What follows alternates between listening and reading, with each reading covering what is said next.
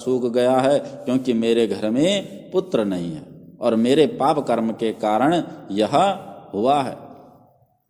मैंने निश्चय कर लिया है कि जब तक मुझे पुत्र प्राप्ति का वरदान नहीं मिल जाता मैं लौट कर घर नहीं जाऊंगा,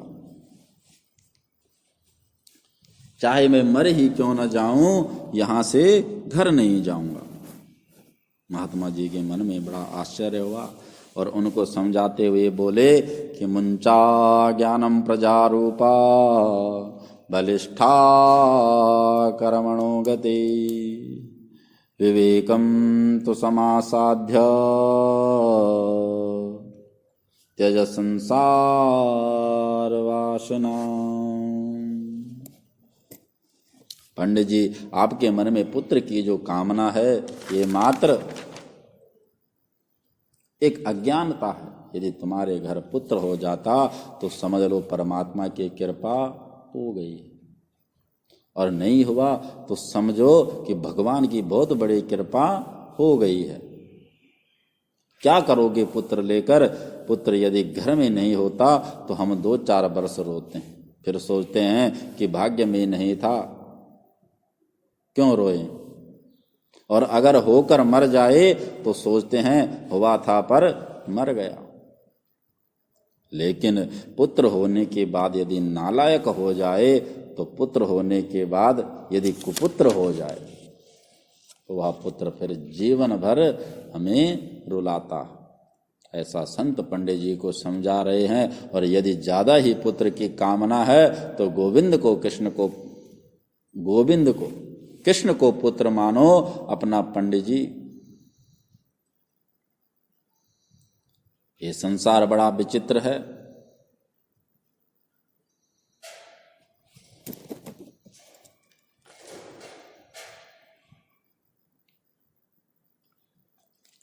पंडित जी, ये संसार बड़ा विचित्र है।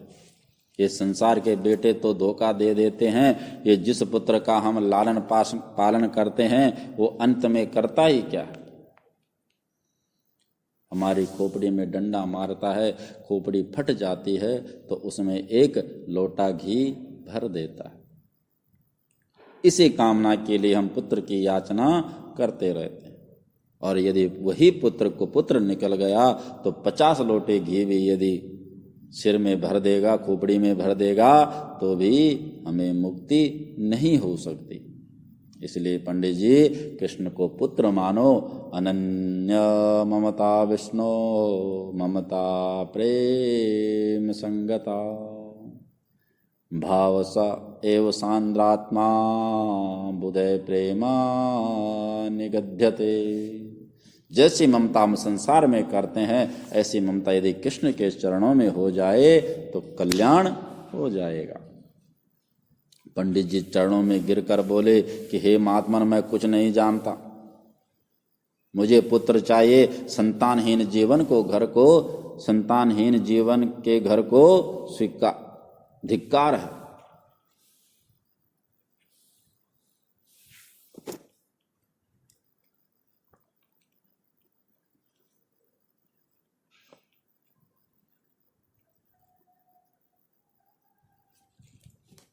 मैं जिस गाय को पालता हूं वह भी हमेशा बांझ हो जाती है।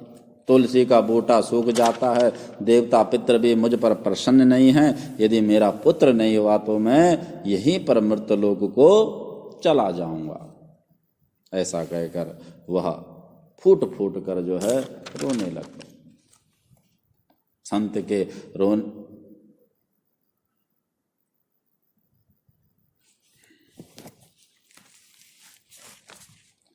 फूट फूट कर संत के सामने रोने लगा।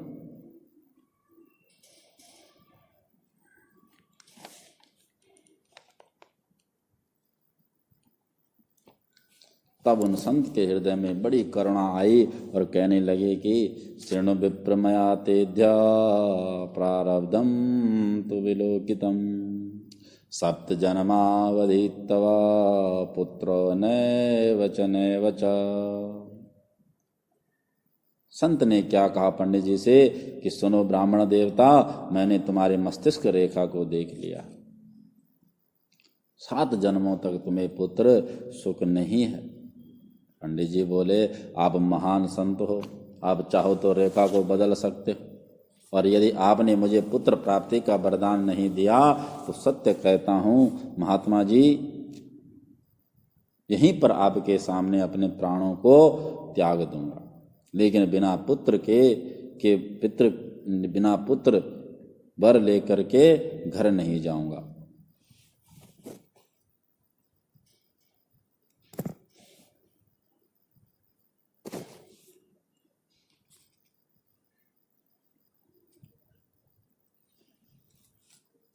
संत जी ने बहुत समझाया पंडित जी को, पर उन्होंने अपना आग्रह नहीं छोड़ा। तब संत के मन में दया आ गई और फिर उन्होंने क्या कहा कि तस्याग्रहं समालोक्य फलमेकं सदत्तवान् इदं भक्षय पत्न्या त्वं तथा पुत्रो भविष्यति।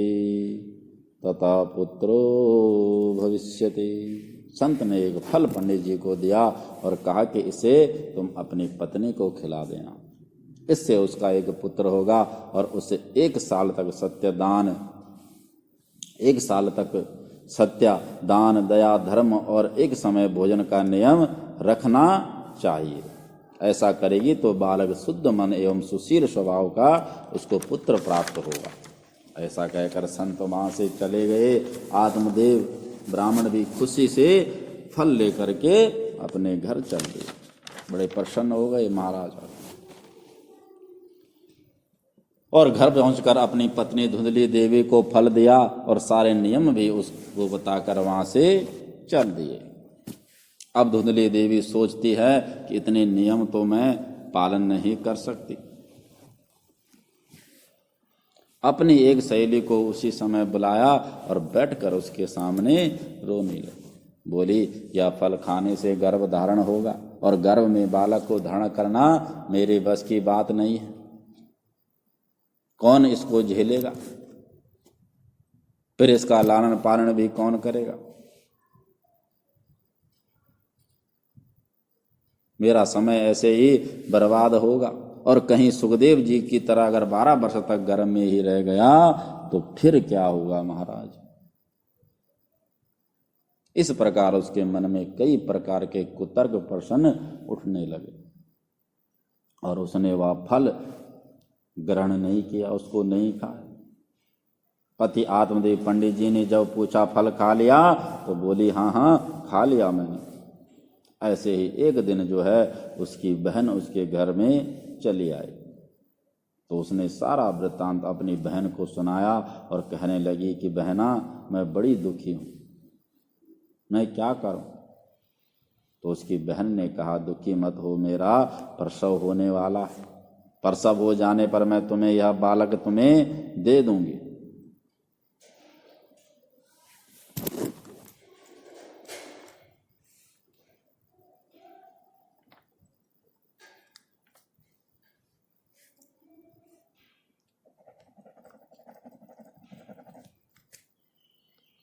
तब तक गर्भवती की तरह तुम अपने घर में खुशी से रहो, और हाँ, यदि तुम मेरे पति को धन देगी तो वे बालक तुझे दे देंगे और मैं उस बालक का पालन पोषण करने भी आती रहूंगी। और तो इस समय इस फल को गाय को खिला दे। देखें तो सही कि संत ने जो फल दिया है उससे पुत्र होता है कि नहीं होता है।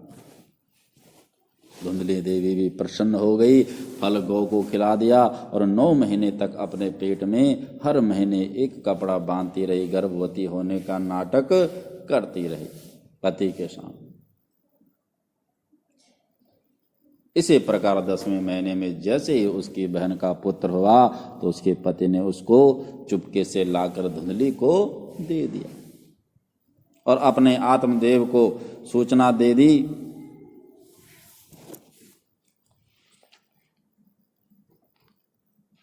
अपने पति आत्मदेव को सूचना दे दी कि मुझे पुत्र हुआ। पंडित आत्मदेव जी भी बड़े प्रसन्न हो गए और कि आज उन महात्मा जी की कृपा से मुझे पुत्र की प्राप्ति हो गई। घर आए, बड़ा आनंद उत्सव पंडित जी ने मनाया, सभी नगरवासियों ने बड़ा आनंद उत्सव मनाया। अब जो फल धुंधली ने गाय को खिलाया था, सो गाय ने भी 3 महीने बाद एक सुंदर पुत्र को जन्म दिया।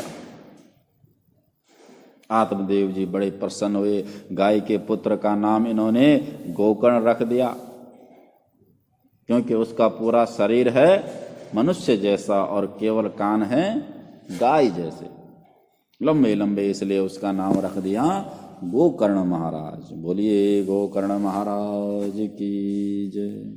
और मन में सोचा कि मेरा नाम आत्मदेव है, तो इसलिए पुत्र का नाम रखूंगा परमात्मा देव।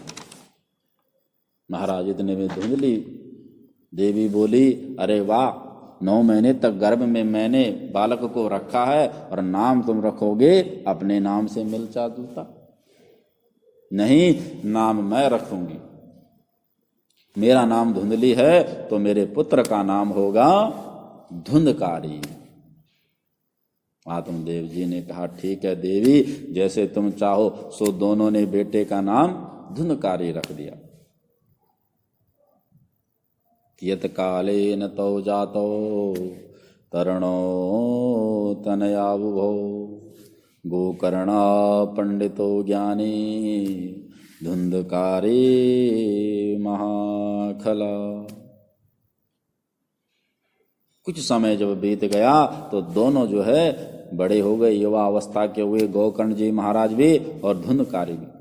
गोकर्ण बड़ा पंडित है, ज्ञानी है, विद्वान है, परंतु जो उसका अपना पुत्र धुंधकारी था वह बड़ा दुष्ट हो गया। इकलौता था पुत्र उसका धुंधकारी। एक पुत्र जिस घर में होता है उसके बिगड़ने के आसार ज्यादा रहते हैं। इसलिए जिस घर में इकलौता पुत्र हो उस घर में माता पिता को बड़ी सावधानी से उसका पालन पोषण, शिक्षा दीक्षा का विशेष ध्यान उसका रखना पड़ता है। विशेष ध्यान उस पर बालक पर देना चाहिए। समझदार गुणवान पुत्र यदि एक भी घर में हो जाए तो पूरे खानदान को तार देता है। इसलिए बचपन से ही पुत्र को सुंदर शिक्षा, सतमार्ग दिखाना चाहिए। और यहीं पर गलती आत्मदेव जी से हो गई। उनसे भूल हो गई, सोचा एक ही तो है, सुधर जाएगा, संभल जाएगा। परंतु देखो, जब तक बालक 5 वर्ष का होता तब तक उसको प्रेम करो, उसके बाद 10 वर्ष तक डांट फटकार करो,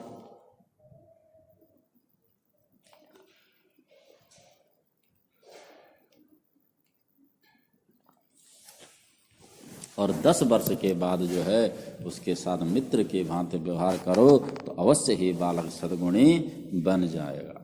परंतु आत्मदेव जी ने बचपन में बालक पर ध्यान दिया नहीं। अब कोई गलती करे तो धुंधकारी पिता कहे,